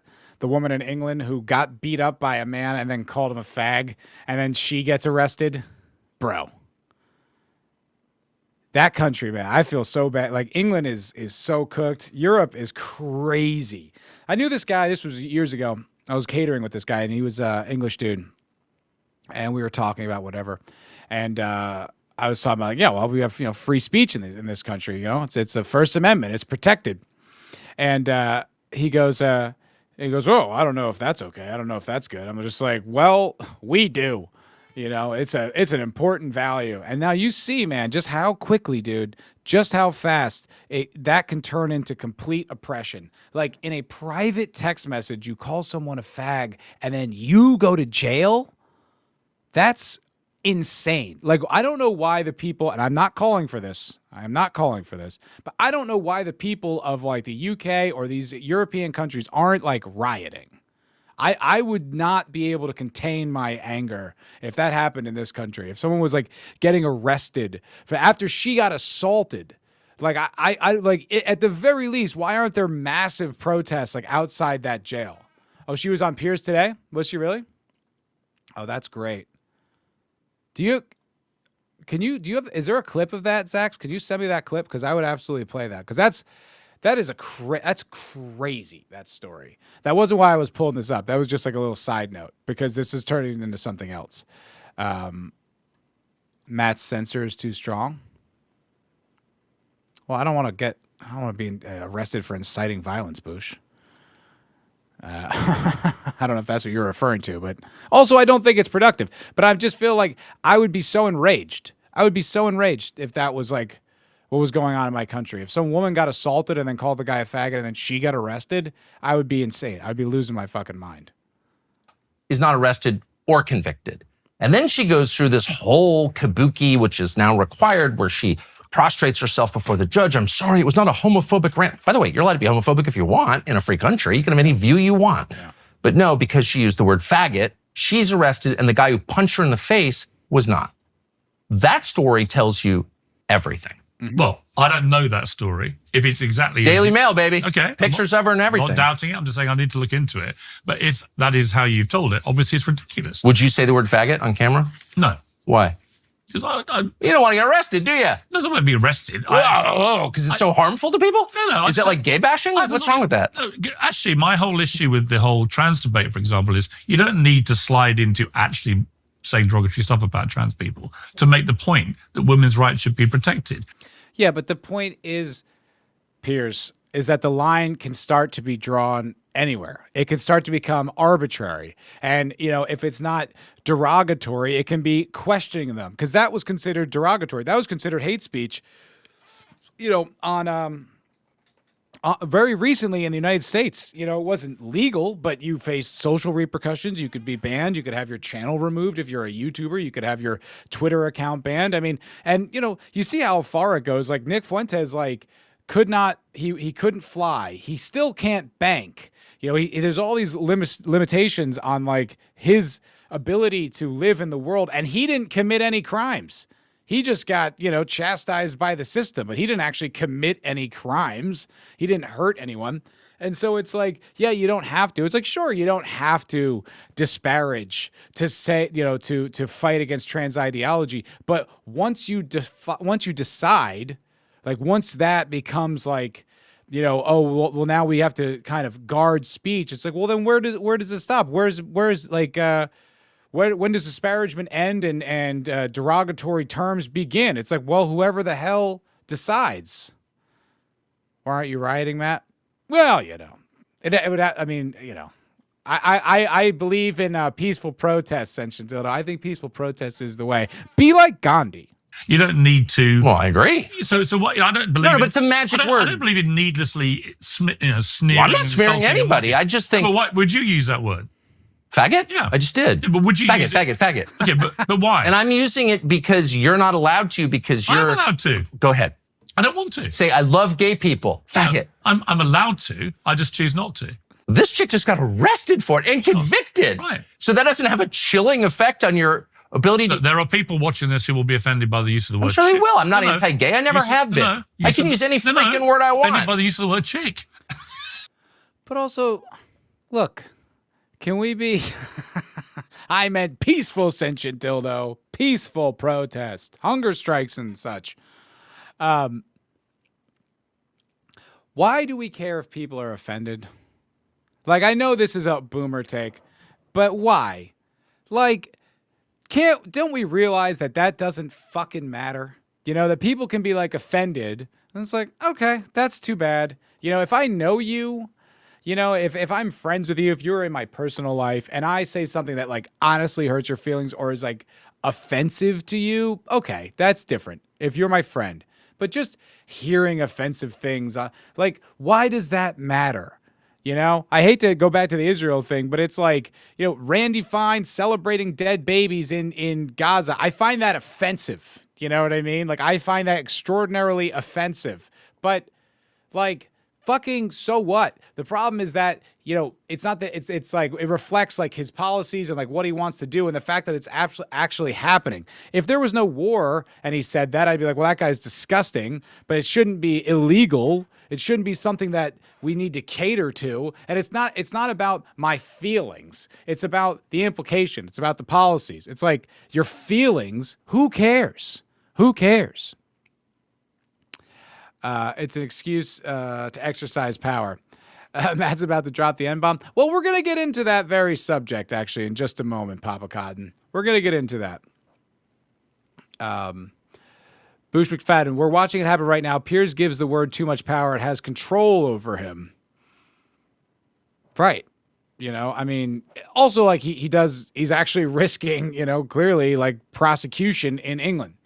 But that's sort of like, that's part of the kind of that liberal hegemony, that liberal paradigm. The fact that like even in the United States, left and right people are still kind of, like branches on the same tree of liberalism, because we're both playing by these rules that are just like these arbitrary things that don't matter. No one's getting hurt. You know, Piers just said faggot like 6 times in a row. I don't think there's going to be new gay bashings now. It's been a complete falsehood about this entire thing. Even saying it's a word is an anathema to them. Yeah, saying it is a word. Yeah, well, but it's a powerful word. It's a hateful word. It's like a laser beam that you launch from the internet. Apparently. Check. Okay, whatever. Dare you be so sexist, comparing women to chicks? How about this? Let my life, the way that I actually live and treat people, be the testament to my heart. That's how I feel. Okay, so in regards to what you were just talking about, Papa Cotton, the N-word. That was exactly what Nick Fuentes was talking about on his show last night. And so I wanted to give his take, and then I'll give mine. And then I'll share with you my thoughts on the matter. Okay, let's see here. 302.36. Scrub. I don't know if I like this new streaming platform. Why does it like... If there's nothing to be shared, why does it put me in the corner with nothing there? Oh, man. Come on. There we go. All right. Well, it's going to be a little bit longer of a clip than I wanted, but here we go.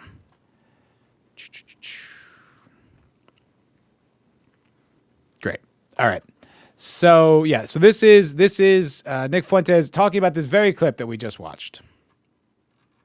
This is his take. Oh,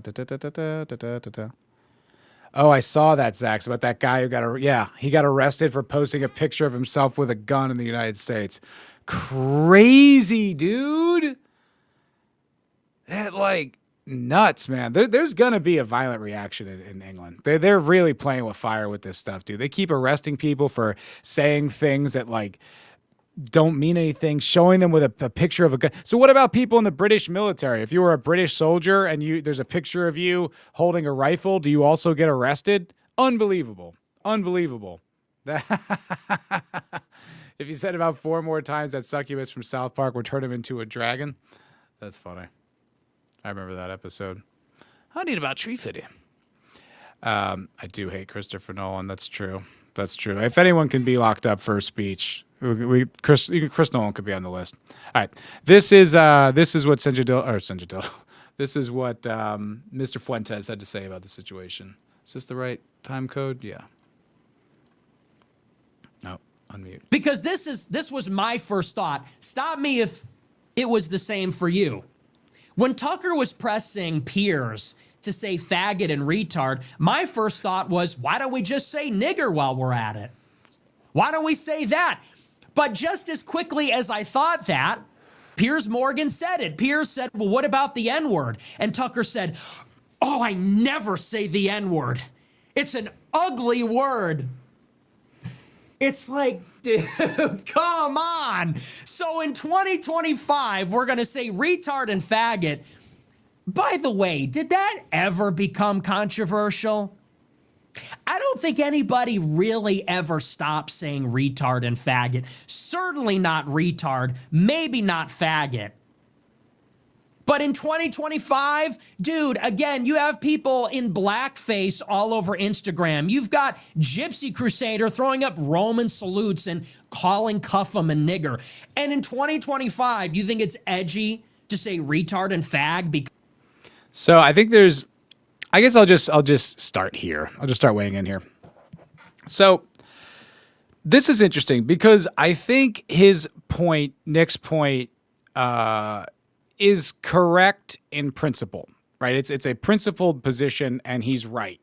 Right. If we're legalizing free speech, if comedy and edgy things are now allowed to be said, and we've got evidence of it on the internet, then why not go all the way? Why stop short of that? Well, there is actually a reason for that, and I think it's important to observe it, and I think it's important to acknowledge it.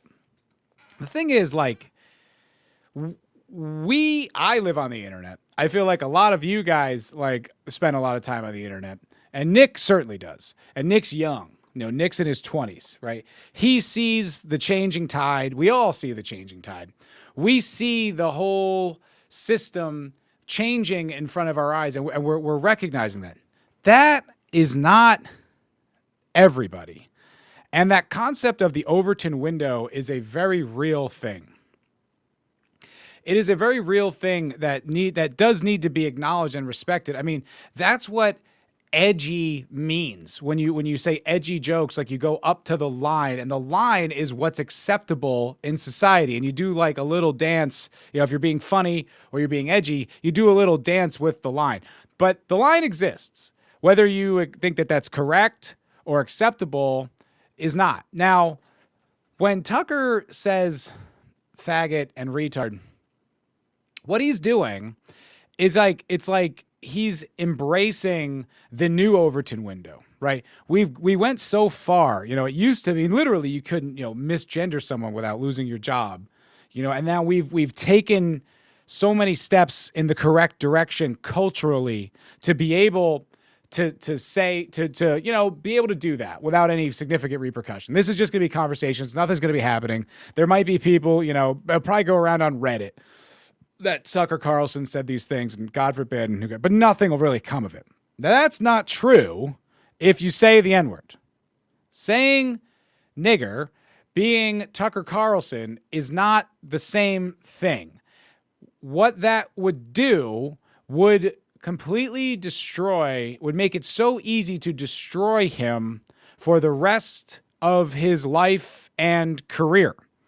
It can be used as a weapon. Now, Nick forged his identity and his career and all the things that he did in this crucible of being like, I'm based, I say crazy things. And so it's like, you can't use that as a weapon against Nick, but you could against Tucker. Tucker is playing in the sandbox of the Overton window. He's pointing out that, look, we've gotten past this sort of silly nonsense, but not everyone would be like rational about that. And I don't mean that as like placating to weak leftists or women or people who would have a problem with it. I think people that actually still need to hear like what Tucker says. And also just it's self-preservation on Tucker's part too. So it's not just purely altruistic, but I do think it's like, no, Nick, I hear your point, but that is a bridge too far for a guy like Tucker. He's almost 60? How old is his audience? His audience is, around that age and much older. They're not going to be like, oh, okay, he's just making an argument. He's just using it to prove a point. No, that could destroy like the way they look at him. It could be, they'll play it on the news. It's like, maybe it won't matter, but maybe it would. And maybe it would be the type of thing that would like, it's like, I think Tucker has like a mission about certain things. I don't really know because there's certain things about Tucker that rub me the wrong way. Nick was saying that last night, and I was like, I've always thought that. Like, I don't like the way he panders with like his cowboy aesthetic. It's like, you're from fucking San Francisco. Shut up.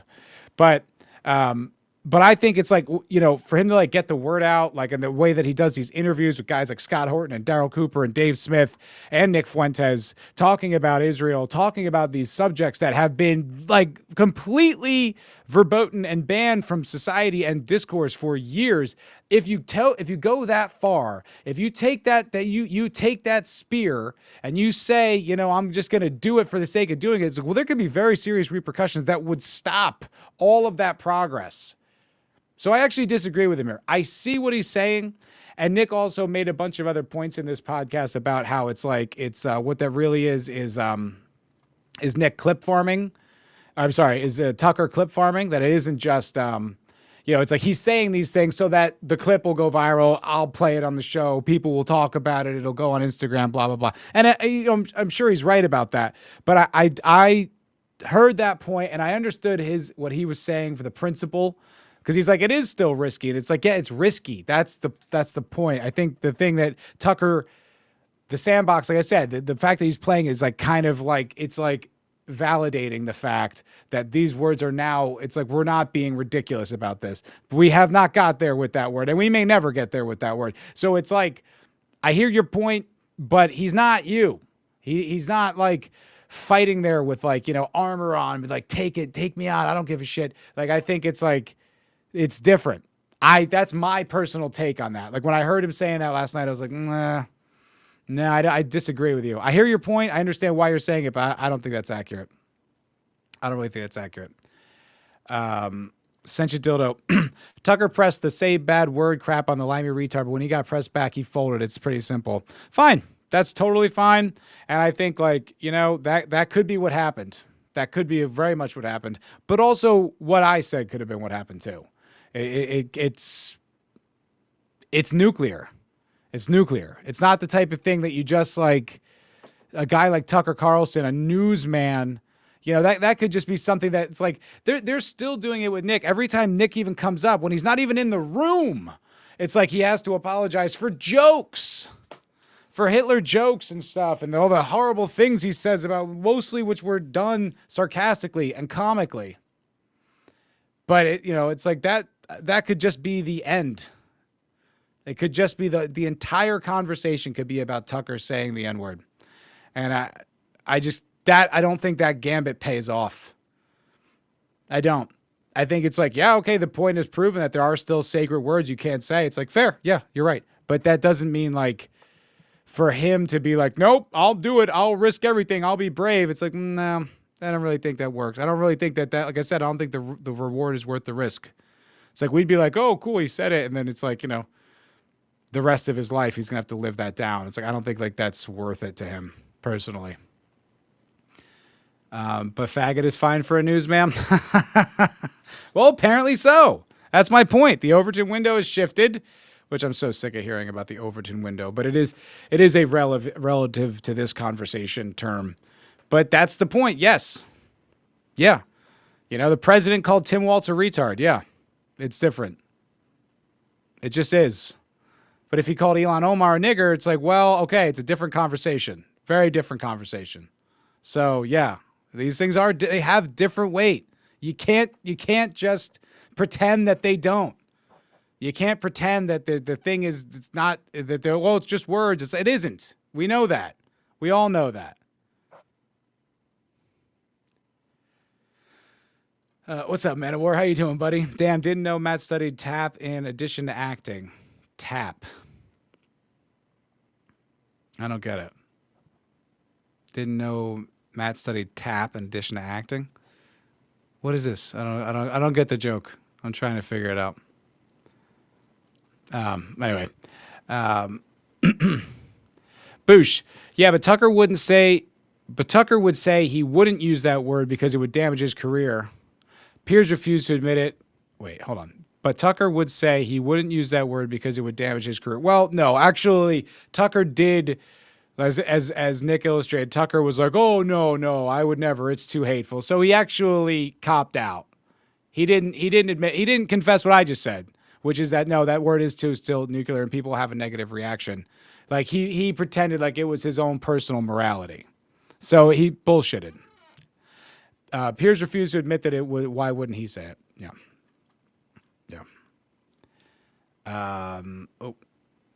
Jeff Pearson, I sing the N-word every time I hear it. Don't blame me. I didn't write the lyrics. That's pretty funny. Dude, the people in their 70s said it with impunity. My cousins who were in Vietnam said it quite a bit. No, I understand that. But like, there's a significant portion of the population that doesn't and don't. And so I think it's one of those, I think us pretending it's not different is just as insincere as trying to make a point about free speech and just saying, and not, it's like, it's the same level of bullshit. Like, yeah, okay, maybe he's bullshitting for not saying it, but we're bullshitting if we pretend it isn't different. That's all. All right, I'll check out the link, for Christ's sake.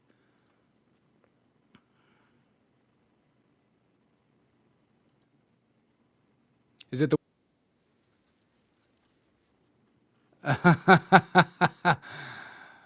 Wait, is this AI or is this taken out of context?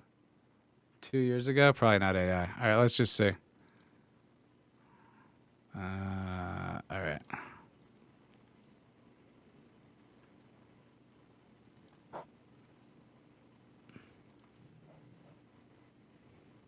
Bitches born in the 90s that's under 25 can't cook, can't clean. They don't want to work nothing. Niggas that's 31 and over get in relationships with them and wonder why shit ain't working. That's because all young bitches want to do is pop pills, smoke weed, get drunk, lay around, suck dick, eat hot Cheetos, charge they phone, get a sew and weave, twerk, be bisexual, eat McDonald's, wash they pussy in the sink, lie, take selfies, and talk shit through Wi-Fi because they phone never on. What was that? What was that? Well, I already did. Too late. Too late. What? I know you're gonna get my channel destroyed, Sanjay Dildo. What was him? Was that him reading rap lyrics or was that AI? Because the quality was so shitty, it honestly could have been either one. Drugs are cool. Alrighty. Let's see here. Give me 1 second. Give me 1 second. Oh, wait a minute. God damn it. Why does YouTube make this so difficult? Why you make this so challenging?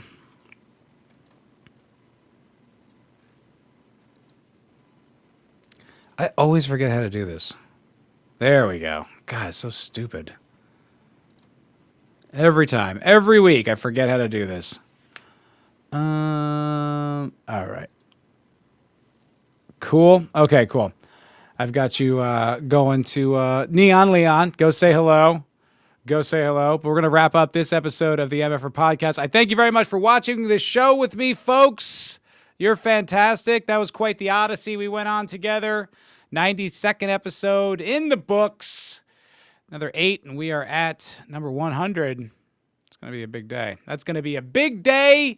Maybe I'll get some guests on for that. We'll have a blast. But appreciate you guys for watching this episode of the MFer podcast. Have a fantastic week. Like I said, I won't be here next Tuesday. I will be traveling. I will not be in the great state of Texas. I will have to do it probably the next day or maybe even the day after that. I'm not entirely sure when I'll be able to, but I will. I do care. I just got to know. I just got over. I don't even know if it matters. But, like, comment, and subscribe, guys. Hit the bell so you get all the notification for all my content. I just feel like an asshole even saying that stuff. But anyway, so go over to Leon's channel and abuse him and be crass and all that stuff. And I'll see you guys on the next episode. Have a wonderful day. Bye.